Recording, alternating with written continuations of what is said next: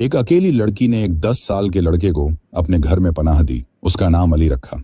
उसे बातें करती थी, उसे अपना दोस्त बनाया था।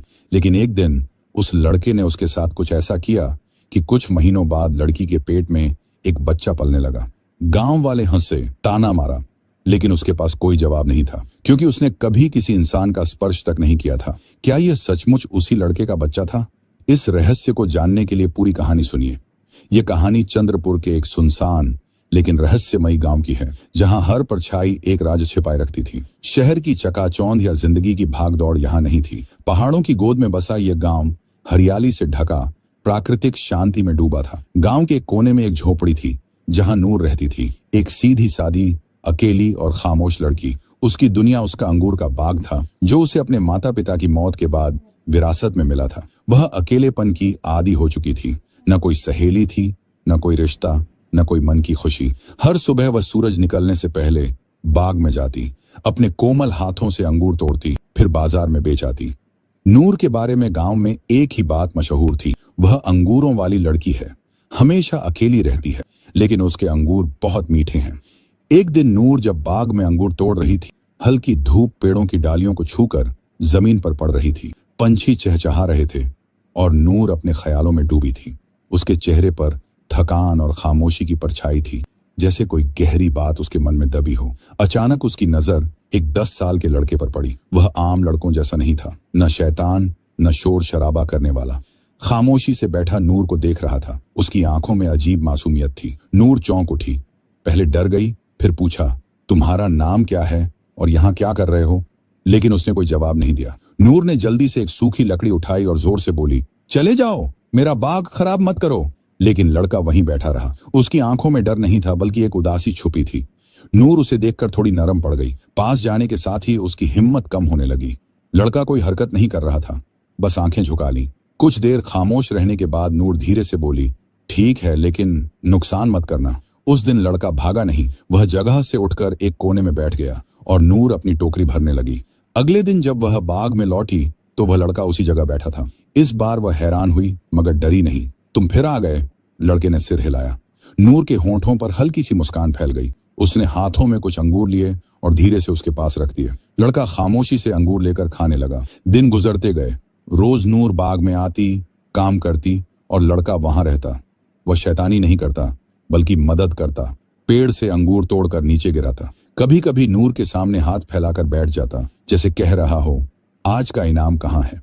नूर लड़के की आदी हो गई। वह उससे बातें करने लगी जैसे वह समझता हो। काश मेरी माँ होती, उसकी तरह तुम भी शांत स्वभाव के हो। लड़का सब सुनता, आंखों से जवाब देता, कभी सिर हिलाता, कभी आह भरता। नूर उसके साथ सुकून महसूस करने लगी। कुछ हफ्तों बाद एक दिन बारिश शुरू हो गई। नूर दौड़कर अपनी झोपड़ी की तरफ जा रही थी। अचानक पीछे मुड़कर देखा तो लड़का बाग में भीग रहा था। उसी पल उसका दिल टूट गया। वह दौड़कर वापस गई और बोली, मेरे साथ क्यों नहीं आए?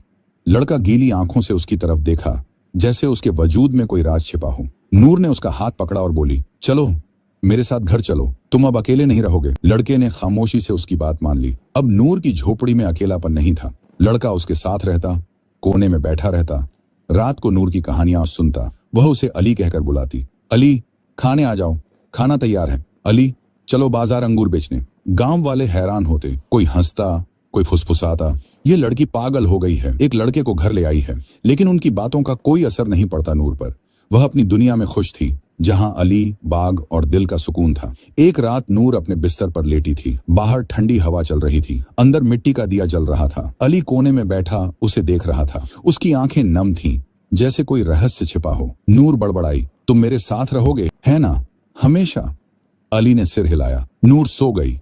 लेकिन उस रात कुछ बदलने वाला था, जो वक़्त के पहिए को घुमा देगा। चंद्रपुर में शरद ऋतु की ठंडक फैल चुकी थी। सूरज की रोशनी मध्यम हो गई थी। पेड़ों के पत्ते पीले होकर झड़ रहे थे। अंगूरों का मौसम भी खत्म हो रहा था। नूर का बदन कई दिनों से टूटा टूटा लग रहा था। उसके चेहरे पर थकान, होंठों पर मुस्कान कम हो गई थी।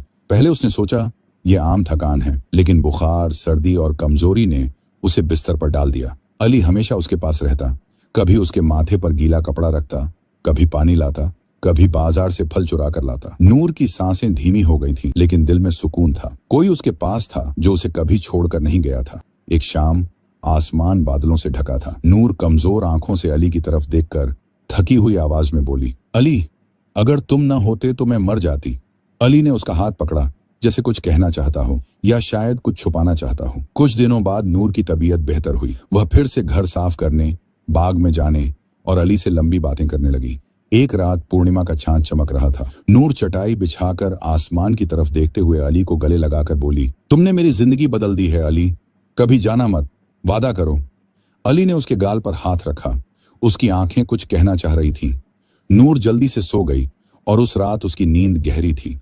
रात के आखिरी पहर में बाहर खामोशी थी, हवा थम गई थी, दिए की लौ मध्यम हो गई थी। नूर गहरी नींद में थी, शायद सपने में या ऐसी हकीकत में जिसके बारे में उसे कोई इल्म नहीं था। अली उसके पास आया। उसकी आंखों में कुछ बदल गया था, उसका बर्ताव अलग सा हो गया है। उसने नूर के माथे पर हाथ रखा, फिर कुछ ऐसा किया जिसका नूर को कोई अंदेशा नहीं था। सुबह नूर की आंखें खुली, बदन थका हुआ लग रहा था, जैसे उसने लंबा सफर तय किया हो। उसने कुछ महसूस किया, लेकिन उसे अहमियत नहीं दी। उसका दिल फिर भी शांत था। अली उसके पास था, वह अकेली नहीं थी। महीने गुजर गए, वक्त खामोशी से चल रहा था, जैसे गहरे राज लिए हों। नूर के शरीर में अजीब बदलाव आने लगे। सुबह उल्टी, कमजोरी, सीने में बेचैनी। पहले उसने सोचा शायद फिर से बीमार हो गई, लेकिन एक दिन वह बेहोश हो गई। गांव के एक हकीम को बुलाया गया। उन्होंने नब्ज जांची और बोले, तुम मां बनने वाली हो, 4 महीने गुजर चुके हैं। नूर के कानों में जैसे बिजली गिरी। क्या कहा? हकीम नरम आवाज में बोले, हाँ बेटी, तुम हामिला हो। हक्की बक्की नूर बोली, लेकिन मैं तो कभी किसी के पास नहीं गई, किसी को छुआ भी नहीं। हकीम खामोशी से देखकर बोले, कभी कभी किस्मत ऐसा कुछ लिख देती है जो अक्ल नहीं समझती। नूर घंटों आईने में खुद को देखती रही। उसके हाथ बार बार पेट पर जा रहे थे, आंखों में आंसू, दिल में झकम और मन में बस एक ही सवाल, ये बच्चा किसका है? उसने सब पर शक किया, फिर नजर अली पर पड़ी। वह उसके सामने बैठा था, खामोश मासूम आंखों से देख रहा था। लेकिन पहली बार नूर की आंखों में शक जागा। क्या तुम? उसकी आंखों से आंसू झरे। अली ने सिर झुकाया। नूर चीख उठी, तुमने मेरी इज्जत खराब की है, तुम मेरे अकेले दोस्त थे। अली खामोशी से खड़ा रहा। नूर चीखी, निकल जाओ मेरे घर से अभी। अली दरवाजे के पास गया, एक बार पीछे देखा, फिर निकल गया। वह दरवाजे के बाहर बैठा रोता रहा, हर रात हर दिन।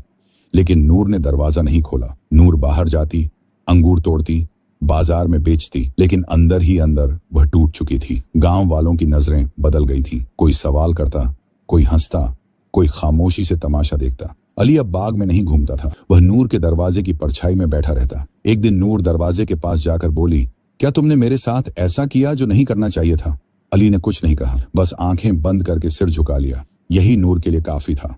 वह चीख उठी, निकल जाओ, तुमने मुझे तबाह कर दिया। अली पीछे हटा, आंगन में बैठा रहा। नूर ने उस पर पानी उछाला, लकड़ी से मारा, यहां तक कि उसे घर से निकाल दिया। लेकिन अगले दिन अली फिर वापस आ गया। हर दिन वह दरवाजे पर बैठता और नूर चीखती, लेकिन दरवाजा नहीं खोलती। गांव की पंचायत में इस बारे में बात हुई। मौलवी, नंबरदार और बूढ़े बोले, यह लड़की गांव की इज्जत खराब कर रही है, बिना शादी के बच्चा, इसे गांव से निकाल देना चाहिए।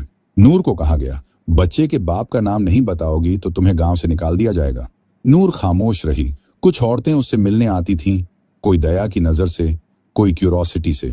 एक ने कहा, अगर तुम किसी मर्द का नाम बता देती तो कम से कम बच्चा जायज होता। नूर की आंखों में आंसू थे। मैं झूठ नहीं बोल सकती, मैं बस इतना जानती हूं, जो हुआ वो मेरी समझ से बाहर है। अली खामोश तकलीफ से गुजर रहा था। वह खाता नहीं था, पीता नहीं था, बस झोपड़ी के सामने बैठा रहता। उसके बाल झड़ रहे थे, आंखें धंस गई थीं। वह नूर की तरफ देखता, जैसे कहना चाहता हो, मुझे माफ कर दो। नूर की आंखों में भी दर्द था, लेकिन वह समझ नहीं पा रही थी कि क्या वह एक बच्चे से प्यार कर रही थी या यह धोखा था।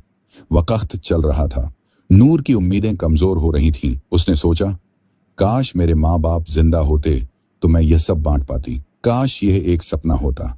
आंखें खुलती और सब खत्म हो जाता। लेकिन हकीकत यह थी, उसके बदन में एक नई जिंदगी पल रही थी और बाहरी दुनिया उसे जिल्लत कह रही थी। नूर एक नई दुनिया में दाखिल हो चुकी थी, जहां चारों तरफ बस सवाल थे, जवाब नहीं, बस जख्म थे, मरहम नहीं, बस परछाई थी, रोशनी नहीं। अली हर दिन दरवाजे पर आता, खामोश, टूटा हुआ, लेकिन नूर का दिल बंद हो चुका था। एक शाम नूर झोपड़ी में बैठी थी, हाथ पेट पर, आंखों में रोज का सवाल। दरवाजे पर आवाज हुई। वह समझ गई अली आया है। वह उसे इग्नोर करती थी, लेकिन मन ही मन एक अनजाना डर पैदा हो गया था। क्या वह सचमुच बस एक लड़का था? उस रात गांव में एक अनजाने मौलवी आए। वह एक बूढ़े खामोश स्वभाव के इंसान थे, जिनके चेहरे पर इल्म की छाप थी। उन्होंने नूर की झोपड़ी के सामने आकर कहा, बेटी, मुझे कुछ कहना है जो तुम्हारी किस्मत बदल सकता है। नूर हैरान हुई। मौलवी बोले, तुम जिस लड़के के साथ रहती थी वह लड़का नहीं था, एक शापित जिन्न था। नूर की आंखें फैल गईं। ये क्या कह रहे हैं? वह तो एक बच्चा था। मौलवी ने सिर झुकाकर कहा, नहीं बेटी, बहुत साल पहले एक नौजवान ने एक बिल्ली को मार दिया था। सोचा था यह सिर्फ एक जानवर है, लेकिन वह एक जिन्न का बच्चा था। जिन्न ने उसे शाप दिया था, उसे अदृश्य जिन्न बना दिया था, जिसे कोई देख या बात नहीं कर सकता था। लेकिन उसके एक अच्छे काम के लिए जिन्न ने उसे एक मौका दिया था। सिर्फ एक औरत उसे देख और बात कर पाएगी, और जिस दिन उस औरत से उसका सच्चा रिश्ता बनेगा, उस दिन वह फिर से इंसान बन जाएगा। वह औरत तुम हो। उसने जो अच्छा काम किया था वह यह था, बिल्ली को मारने के बाद उसने फौरन माफी मांगी थी और बिल्ली को मिट्टी दी थी। नूर के दिल में तूफान उठ गया। तो उस रात जो हुआ था वह शाप तोड़ने का तरीका था? मौलवी ने हाँ में सिर हिलाया। वह अपराधी नहीं था, मजबूर था। शायद उसके दिल में मोहब्बत भी पैदा हो गई थी, इसलिए वह रोज वापस आता था। नूर ने दरवाजा खोला। जहां अली बैठता था वहां एक खूबसूरत नौजवान खड़ा था। सफेद कपड़े, सादा चेहरा, आंखों में विनम्रता। कांपती आवाज में उसने कहा, नूर, मैं वही हूं जिसे तुम अली कहती थी। तुमने मुझे अपने घर और दिल में जगह दी थी। मैं इंसान हूं। तुम्हारी सच्चाई और स्पर्श ने मुझे शाप से आजाद किया है। मैं 10 साल का नहीं, मैं 25 साल का हूं। मैंने एक बिल्ली को मारा था, जानता नहीं था कि वह जिन्न का बच्चा है। मैंने माफी मांगी थी, उसे मिट्टी दी थी, और इसीलिए जिन्न ने मुझे यह मौका दिया था। मैं कभी तुम्हें तकलीफ नहीं देना चाहता था। नूर सन्न रह गई। तुमने मेरी जिंदगी तबाह की है, मेरी इज्जत मिट्टी में मिलाई है, और अब कह रहे हो प्यार करते हो? नौजवान जमीन पर घुटने टेक कर बोला, मैं जानता हूं मैंने तुम्हें तकलीफ दी है, लेकिन जानबूझकर नहीं। मैं बस जिंदा रहना चाहता था। तुम अकेली इंसान हो जिसने मुझे बच्चा समझकर भी मोहब्बत दी है। अब मैं इंसान हूं, तुम्हें खोना नहीं चाहता। अगले दिन सुबह चंद्रपुर गांव हैरत में डूब गया। लोगों ने देखा, नूर के दरवाजे पर एक अनजाना खूबसूरत नौजवान खड़ा है, और नूर, जिसे कल तक जिल्लत मिली थी, आज सिर उठाकर उसके पास खड़ी है। मौलवी ने गांव वालों से कहा, तुमने जो सोचा वह गलत था। जिसे बच्चा समझा वह इंसान था। नूर को अपराधी समझा, लेकिन वह किसी की किस्मत की रोशनी बनी है। औरतें शर्मिंदा हुईं, मर्दों ने आंखें झुका लीं। नूर ने सबको देखकर कहा, तुमने मुझ पर जुल्म किया, लेकिन मैं किसी से हिसाब नहीं चाहती, क्योंकि मेरी मोहब्बत लौट आई है।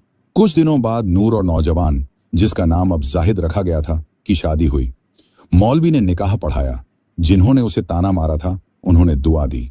शादी के बाद जाहिद ने नूर का हाथ पकड़कर कहा, तुमने मुझे रिहाई दी है, मैं तुम्हें जिंदगी दूंगा। नूर की आंखों में आंसू थे, लेकिन उनमें अब दर्द नहीं, खुशी छुपी थी। कुछ महीनों बाद नूर ने एक खूबसूरत बच्चे को जन्म दिया। गांव में पहली बार एक कुंवारी मां के बच्चे को इतना सम्मान मिला। बच्चा मोहब्बत, त्याग और माफी का प्रतीक था। जाहिद हर दिन अंगूर के बाग में काम करता, नूर उसके साथ रहती। झोपड़ी अभी भी थी, लेकिन उसमें अब अकेलापन नहीं था, मोहब्बत थी। शाम के वक्त सूरज की नारंगी रोशनी अंगूरों पर चमक रही थी। नूर और जाहिद अपने बच्चे के साथ बैठे थे। जाहिद धीरे से बोला, तुमने मुझे अकेलेपन और शाप से आजाद किया है, अब हम हमेशा साथ रहेंगे।